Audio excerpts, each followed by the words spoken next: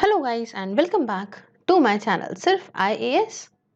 तो यहाँ पे हम विजन आईएएस की पीटी 365 जो कि इंटरनेशनल रिलेशन की है 2021 के लिए उससे कंटिन्यू करते हुए आज आपके सामने इसका पार्ट 15 प्रेजेंट करने जा रहे हैं। तो आइए शुरू करने से पहले चैनल को सब्सक्राइब कर लीजिए, बेल आइकन को भी प्रेस करिए ताकि आपको रेगुलर अपडेट्स मिलती रहें। शुरुआत करेंगे पहले टॉपिक से। टॉपिक कहता है प्रवासी भारतीय दिवस के बारे में। जानते हैं कि क्यों रहा ये न्यूज में। देखिए, न्यूज में रहने की वजह ये है कि रिसेंटली क्या हुआ कि 16th मतलब 16वां प्रवासी भारतीय दिवस कन्वेंशन किया गया। ये भी वर्चुअली हुआ क्योंकि कोविड-19 चल रहा है, इसलिए वर्चुअली हुआ न्यू दिल्ली के अंदर विद द थीम। इसका थीम क्या था? थीम था कंट्रीब्यूटिंग टू आत्मनिर्भर भारत। तो जैसा कि आप जानते हैं कि आत्मनिर्भर भारत के लिए बहुत ज़्यादा जोर दिया जा रहा है देश के अंदर, इसलिए इसका थीम भी है कंट्रीब्यूटिंग टू आत्मनिर्भर भारत। अब कुछ बात जानेंगे हम यहाँ पे इंडियन डायस्पोरा के बारे में। देखिए, डायस्पोरा का क्या मतलब होता है? डायस्पोरा का जो मतलब होता है कॉमनली आप ऐसे समझो कि इसमें नॉन रेसिडेंट इंडियंस मतलब NRIs भी आते हैं, उसके साथ PIOs भी आते हैं मतलब पर्सन्स ऑफ इंडियन ओरिजिन भी आते हैं, और ओवरसीज सिटीजन्स ऑफ इंडिया मतलब OCI भी आते हैं, है ना, जिसमें PIO और OCI कार्ड होल्डर्स जो हैं इनको आप जानते हैं कि एक कैटेगरी में ही मर्ज कर दिया गया था। जब हमने पढ़ा था इंडियन पॉलिटी को तो हमने इस बात को जाना था कि जो PIO हैं मतलब पर्सन्स ऑफ इंडियन ओरिजिन है और जो ओवरसीज सिटीजन ऑफ इंडिया हैं OCI हैं, इनको एक कैटेगरी में 2015 में मर्ज कर दिया गया था OCI के नाम से। ठीक है, हो गया ये बात हमने पूरी कर ली। तो इसके अंदर सब ये सारा पूरा डायस्पोरा के अंदर ये सब लोग आते हैं। अगर हम बड़े लेवल पे बात करें तो भारतीय सरकार के लिए, इंडियन गवर्नमेंट के लिए डायस्पोरा ऐसे लोग हो गए who can either trace their origins to India और who are Indian citizen living abroad इधर टेम्परेरी और परमानेंटली। मतलब सीधी बात यह है कि इनका जो है इनका ओरिजिन इंडिया में रहा हो ऐसे लोग, और चाहे ऐसे लोग जो इंडियंस तो हैं लेकिन हाँ अब्रॉड में रह रहे हैं, चाहे वो परमानेंटली रह रहे हैं और चाहे वो टेम्परेरी रह रहे हैं, तो सारा का सारा ये इंडियन डायस्पोरा में ही आता है। क्लियर है?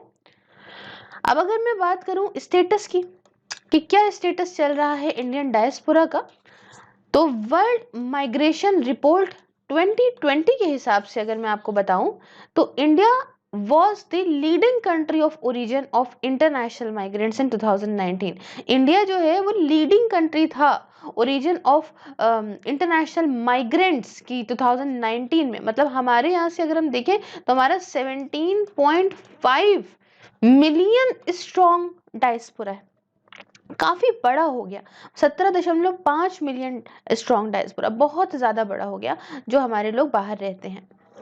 उसके साथ हमारा जो है अगर मैं आपको बताऊं तो USA के अंदर सबसे ज्यादा लोग रहते हैं। उसके साथ हमारा डायस्पोरा जो है उसके बाद UAE में आता है, फिर मलेशिया, उसके बाद सऊदी अरेबिया और उसके आखिरी में यूनाइटेड किंगडम, और उसके बाद जो बाकी आते रहते हैं वो एक अलग की बात हो गई। मेन हमने जो बात करी वो करी मेन इंपॉर्टेंट कंट्रीज के बारे में। अब हम 2018 की अगर आपको बात बताने लगे तो जो रेमिटेंस आई थी, जो बाहर से हमारे देश के अंदर पैसा आया था, जो रेमिटेंसेस आई थी उन हमारे इंडियन डायस्पोरा की वजह से, ये 79 बिलियन डॉलर आई थी। मतलब पूरे वर्ल्ड में ये सबसे ज्यादा है, लार्जेस्ट है। तो हमने पूरी तरह से समझा इंडियन डायस्पोरा के बारे में, कहाँ है, कितना है और क्या स्टेटस चल रहा है। अब नेक्स्ट जो हम समझेंगे वो हम समझेंगे प्रवासी भारतीय दिवस के बारे में। देखिए, PBD इसे हर 2 सालों में एक बार सेलिब्रेट किया जाता है। क्यों? ताकि यहाँ पे जो ओवरसीज इंडियन कम्युनिटी है, जो बाहर रहते हैं लोग, OCI है, ओवरसीज इंडियन कम्युनिटी है, इसका हमारी इंडियन सरकार के साथ में इंगेजमेंट और रिश्ते बरकरार रहे, मजबूत रहे, और ये लोग अपनी जड़ों से जुड़े रहे क्योंकि ये यहाँ से हैं, इनका जो है ओरिजिन यहाँ का है, तो ये देश से अपने जुड़े रहे, इसलिए इसे मनाया जाता है। ये 9th जनवरी को होता है as it was this day 1915। क्यों 9th जनवरी को इसको क्यों मनाते हैं? क्योंकि 1915 की बात है ना, 1915 की बात है, जब इसी दिन महात्मा गांधी जो है वो इंडिया लौट कर आए थे साउथ अफ्रीका से, और इन्होंने यहाँ पे आके फ्रीडम स्ट्रगल करा था। आप जानते हैं महात्मा गांधी जो है वो साउथ अफ्रीका गए थे ना, तो साउथ अफ्रीका से ये 1915 में लौटे थे, और 1915 में ये 9 जनवरी वाले दिन लौटे थे, इसलिए 9 जनवरी को ही इसे मनाया जाता है। अब ये जो प्रवासी भारतीय दिवस कन्वेंशन हुआ उसके टाइम पे select eminent Indian diaspora members are awarded the Pravasi Bharatiya Samman award. कुछ ऐसे सेलेक्टेड इंडियन डायस्पोरा के मेंबर्स हैं जिनको यहाँ पे अवार्ड किया जाता है, इनको अवार्ड दिया जाता है। क्या नाम है अवार्ड का? अवार्ड का नाम है प्रवासी भारतीय सम्मान अवार्ड। तो दोस्तों ये है कुछ बात। अब इस अवार्ड के बारे में भी कुछ बात जानने। देखिए, प्रवासी भारतीय सम्मान अवार्ड ये लार्जेस्ट ऑनर है जो कि किसी नॉन रेसिडेंट इंडियन, मतलब एनआरआई, या तो फिर पर्सन्स ऑफ इंडियन ओरिजिन, या तो फिर किसी ऑर्गेनाइजेशन या इंस्टीट्यूशन को दिया जाता है जिसे इस्टेब्लिश या कोई रन कर रहा हो, कोई एनआरआई या फिर पीओआई, और इसने काफ़ी अच्छा कंट्रीब्यूशन किया हो हमें इंडिया को अब्रॉड में समझाने में, या इंडिया के कॉजेस या इंडिया के कंसर्न्स को समझाया हो।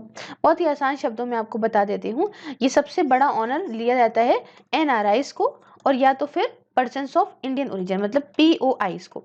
अब इन दोनों को तो दिया ही जाता है, इसके साथ साथ ये किसी ऐसी ऑर्गेनाइजेशन और या ऐसे इंस्टीट्यूशन को भी दिया जाता है जिसे इन दोनों में से कोई चला रहा हो, और ये ऑर्गेनाइजेशन या इंस्टीट्यूशन ने इज्जत बनाई हो, बाहर काफ़ी ज़्यादा कंट्रीब्यूट करा है इंडिया को समझने में बाहर के देशों में, उसके साथ इंडिया की दिक्कतें, इंडिया के कंसर्न, सब कुछ यहाँ पे कॉजेस, सब कुछ टैंजिबल वे में समझाया हो, कम्युनिटी वर्क किया हो अब्रॉड में, या वेलफेयर किया हो लोकल इंडियन कम्युनिटी का। तो अगर ऐसा कुछ भी इन्होंने किया है तो ऐसे ऑर्गेनाइजेशन और ऐसे इंस्टीट्यूशन को भी ये अवार्ड दिया जाता है। तो ये हमने कुछ पूरी बात करी अवार्ड के बारे में। उसके बाद यहाँ बात आती है कि सरकार के क्या एफर्ट्स रहे इंडियन डायस्पोरा को इंगेज करने में। तो कई सारे सरकार ने ऐसे एफर्ट लिए, जैसे कि सबसे पहला जो है वो है ग्लोबल प्रवासी रिश्ता पोर्टल। ये क्या है? इसे एस्टैब्लिश करा गया है ताकि अच्छे तरीके से जो प्रवासी भारतीय हैं, जो इंडियन डायस्पोरा है, उसका कम्युनिकेशन हमारे देश से बड़े तरीके से हो सके। दूसरी बात करें तो सरकार ने वैश्विक भारतीय वैज्ञानिक समिट भी करी। इस समिट का उद्देश्य क्या है कि हम ऐसा रोड मैप बनाएं जिससे यहाँ पे एक्सपर्टाइज और नॉलेज जो कि पूरे वर्ल्ड में जो ग्लोबल इंडियन रिसर्चर की हो वहाँ पे ये सारा का सारा आ सके, ताकि जो हमारे जो भी चैलेंजेस हैं, है ना, वो सब सॉल्व हो सके। कैसे? इंडियन ओवरसीज और रेसिडेंट एकेडमिशियन साइंटिस्ट वगैरह को सबको एक साथ लाके, है ना, तो हमारे देश की भी दिक्कत खत्म हो जाएंगे। वो लोग बाहर काम कर रहे हैं तो ठीक है, कोई दिक्कत नहीं है, लेकिन कम से कम कुछ कंट्रीब्यूट तो कर सकते हैं ना हमारे देश के अंदर। तीसरी बात करें तो नो इंडिया प्रोग्राम है ये। अब ये नो इंडिया प्रोग्राम क्या है? ये मिनिस्ट्री ऑफ एक्सटर्नल अफेयर का है, और ये एक 3 हफ्तों का ओरिएंटेशन प्रोग्राम है। किस लिए है?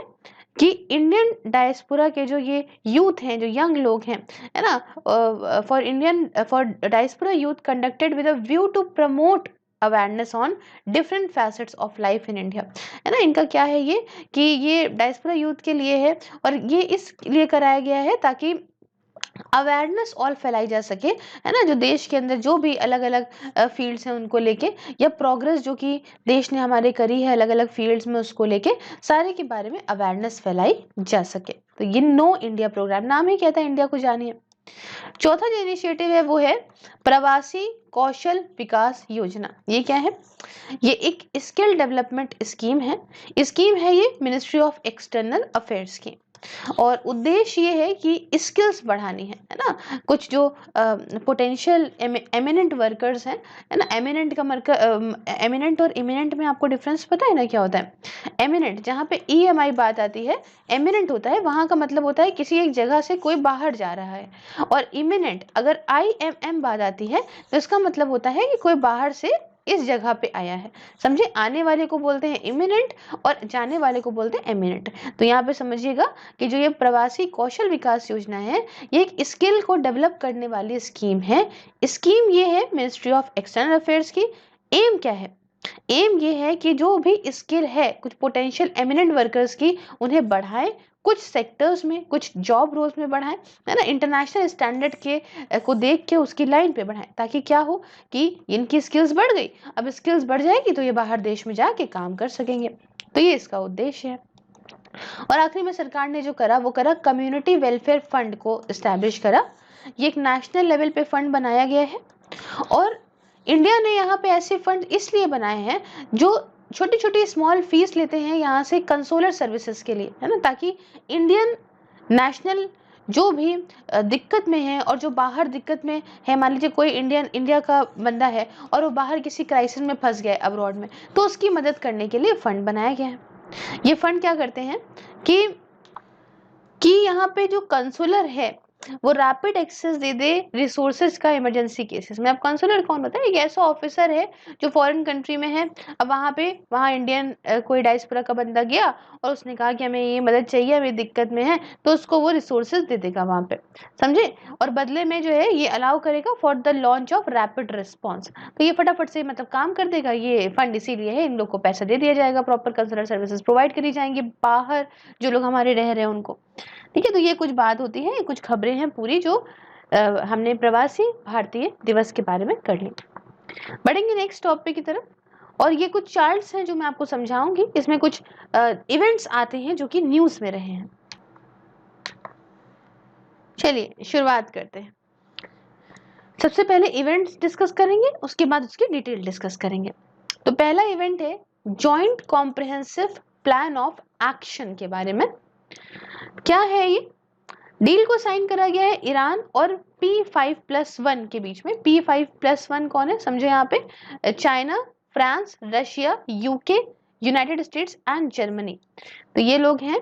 और इसे इंडोर्स करा गया है United nation security council resolution 2015 में जो हुआ था, उस समय इसको यहाँ पे इंडोर्स करा गया था। अब इसका मसला क्या है? ये यहाँ पे चाहता है कि ईरान को यहाँ पे रोका जा सके, प्रिवेंट करा जा सके फ्रॉम डेवलपिंग न्यूक्लियर वेपन्स। मतलब ईरान जो है वो न्यूक्लियर वेपन्स को ना डेवलप करे, while granting it an internationally monitored civilian nuclear power programme.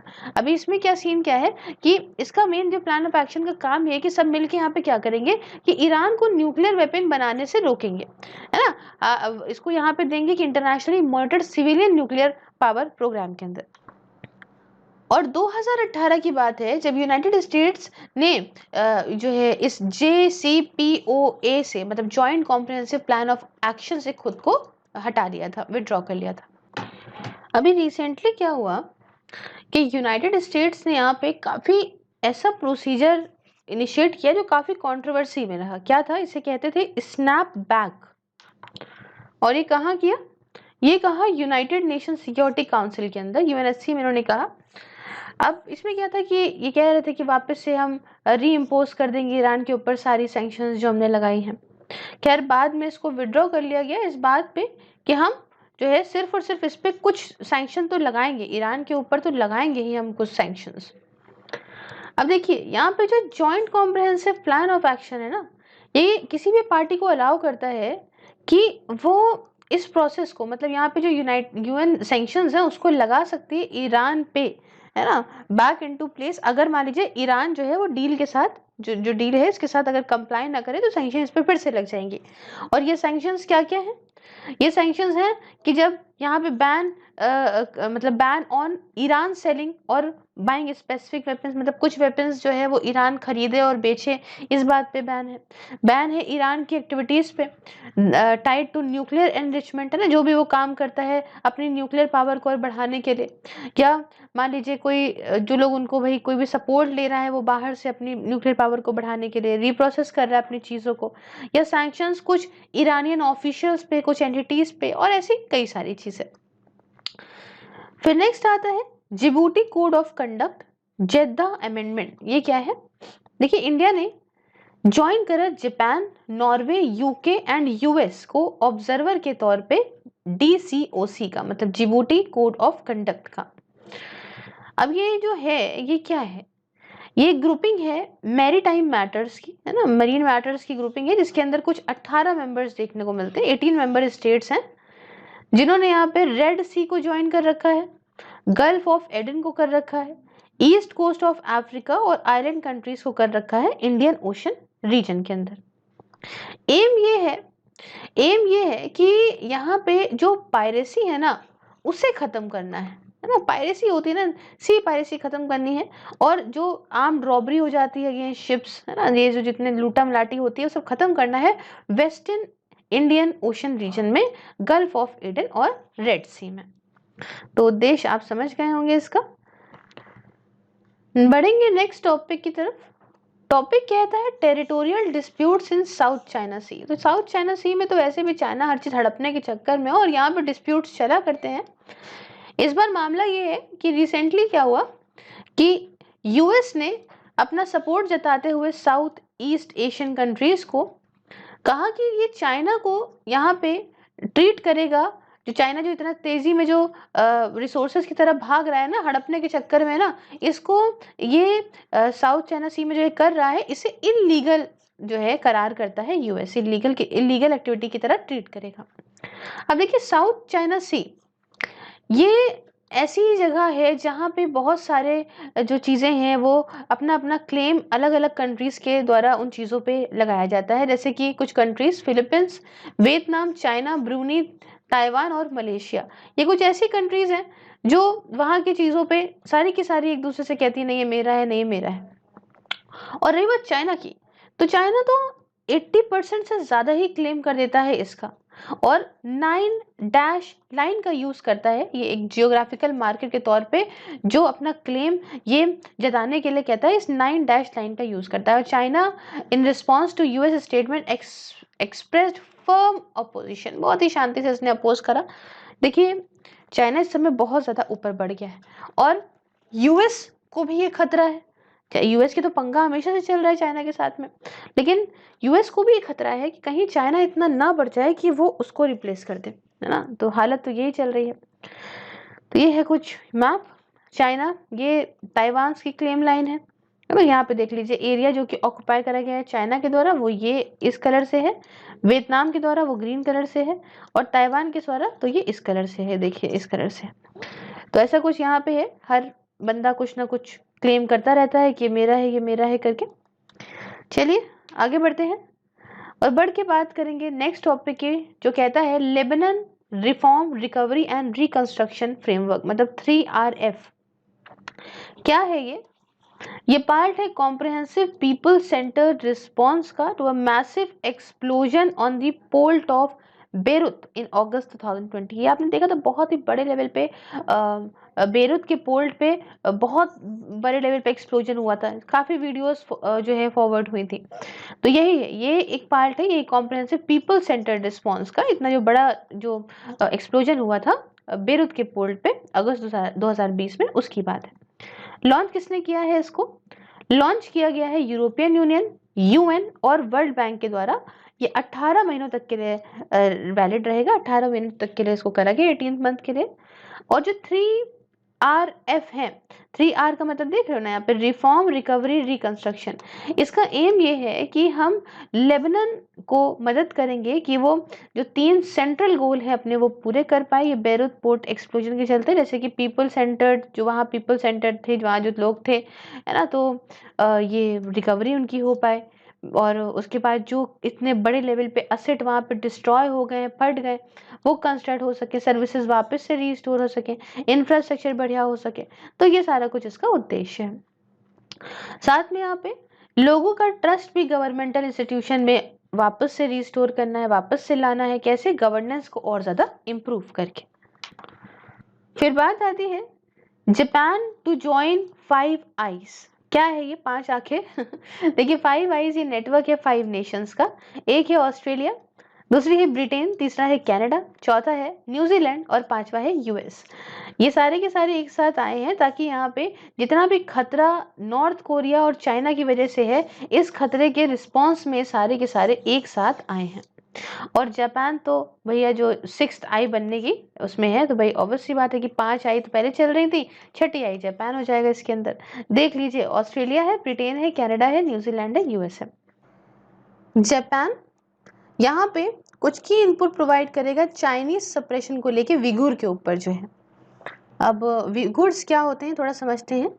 ये टर्किक स्पीकिंग मुस्लिम्स हैं जो कि चाइना के ऑटोनॉमस जिंगजियांग रीजन में रहते हैं, चाइनीज नॉर्थ वेस्ट इलाके में। और आप जानते हैं इनके ऊपर बहुत ज़्यादा चाइना जो है वो जुल्म करता है। कई सारे विगुर जो है इनकी कम्युनिटीज़ कुछ आसपास की कंट्री में भी रहती हैं जो कि चाइना के अगल बगल है, जैसे कि उज़्बेकिस्तान, किर्गिस्तान और कजाकिस्तान। बढ़ेंगे नेक्स्ट टॉपिक की तरफ। टॉपिक कहता है UNCTAD इन्वेस्टमेंट प्रमोशन अवार्ड्स के बारे में। तो UNCTAD का फुल फॉर्म होता है United nation conference on trade and development. तो इसने कुछ invest India national investment promotion agency of India जो है उसको विनर करार किया है 2020 के United nation investment promotion award के लिए। अब इन्वेस्ट इंडिया क्या है? इन्वेस्ट इंडिया एक नेशनल इन्वेस्टमेंट प्रमोशन और फैसिलिटेशन एजेंसी है हमारे देश भारत की, जो कि department of industrial policy and promotion के अंदर आती है। अब बात आती है कि ये अवार्ड दिए क्यों जाते हैं। देखिए, अवार्ड दिए जाते हैं सेलिब्रेट करने के लिए कि आपने इतना गजब अचीवमेंट करी, आउटस्टैंडिंग अचीवमेंट करी है वर्ल्ड के best practice investment promotion agency के तौर पे, तो इसलिए आपको अवार्ड दिया जाता है। और जो UNCTAD है ये एक परमानेंट इंटर गवर्नमेंटल बॉडी है जिसे यूनाइटेड नेशन जनरल असेंबली ने 1964 में एस्टैब्लिश किया था। ये एक फोरम देती है इंटर गवर्नमेंटल कॉन्सेंसस बिल्डिंग का। मतलब यहाँ पे ये है कि सारे जो मेंबर स्टेट्स हैं वो आए, आराम से इंटरेक्ट करें, अपनी पॉलिसी इश्यूज के बारे में बात करें, डेवलपमेंट के बारे में बात करें, ट्रेड के बारे में बात करें। और आखिरी जो बात है वो है एशिया रीअश्योरेंस इनिशिएटिव एक्ट के बारे में, एरिया। ये आपने बहुत सुना होगा। तो यूएस के प्रेसिडेंट ने यहाँ पे एरिया एक्ट को साइन करा है कि जो चाइना से खतरा है इसे काउंटर करने के लिए, और यहाँ पे फिर से यूएस की लीडरशिप को इंडो पैसिफिक रीजन में और महान बनाने के लिए। एम ये है कि यहाँ पे हम मल्टी फेसेट यूएस स्ट्रैटेजी लेकर आएंगे, हर फील्ड को वो देखेगी ताकि यूनाइटेड स्टेट की सिक्योरिटी, इकोनॉमिक थ्रेट्स और वैल्यूज जो भी इंडो पैसिफिक रीजन में है वो और अच्छे से बढ़ सकें। अब ये जो नया लॉ है इसमें क्या है, इसके कुछ काम है कि भाई देखो, चाइना जो इलीगल कंस्ट्रक्शन कर रहा है अलग अलग जगह पे, जो मिलिटराइजेशन कर रहा है आर्टिफिशियल फीचर्स का इस साउथ चाइना सी में, उसे यहाँ पे काउंटर करना है।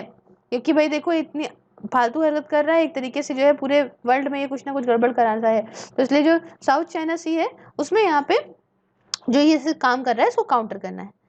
अब ये एरिया जो है वो रिकॉग्नाइज करेगा इंपॉर्टेंट एक वाइटल रोल स्ट्रैटेजिक पार्टनरशिप की जो कि यूएस और इंडिया के बीच की है, और इससे मदद ये होगी कि पीस और सिक्योरिटी बढ़ेगी इंडो पैसिफिक रीजन में। साथ में ये भी कहता है कि हम अपने डिप्लोमेटिक, इकोनॉमिक और सिक्योरिटी टाइज को भी बढ़ाएंगे आपस में। इसने कुछ बजट भी रखा है, बजट कुछ $1.5 बिलियन का है। ये अगले 5 सालों तक के लिए चलेगा ताकि कोऑपरेशन बढ़ सके अमेरिका के स्ट्रेटेजिक रीजनल अलायंस के बीच में इस पर्टिकुलर रीजन के अंदर।